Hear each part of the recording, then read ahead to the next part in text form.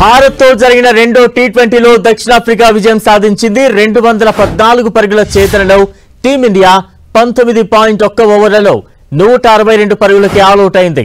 దీంతో సఫారీ జట్టు 51 పరుగుల తేడాతో గెలుపొందింది.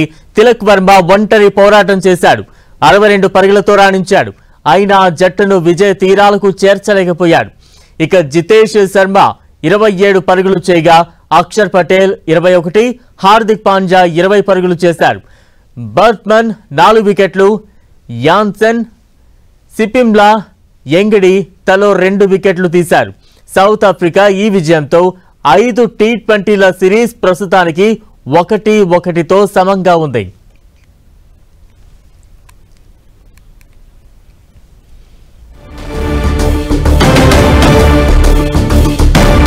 భారత్ తో జరిగిన రెండో టీ20లో దక్షిణాఫ్రికా విజయం సాధించింది. 214 పరుగుల చేతనలో టీమిండియా 19.1 ఓవర్లలో 162 పరుగులకి ఆల్అౌట్ అయింది. దీంతో సఫారీ జట్టు 51 పరుగుల తేడాతో గెలుపొందింది.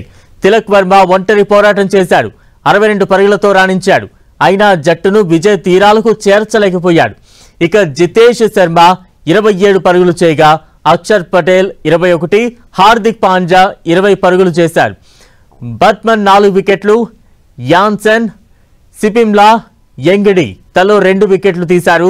సౌత్ ఆఫ్రికా ఈ విజయంతో 5 టీ20ల సిరీస్ ప్రస్తుతానికి 1-1తో సమంగా ఉంది.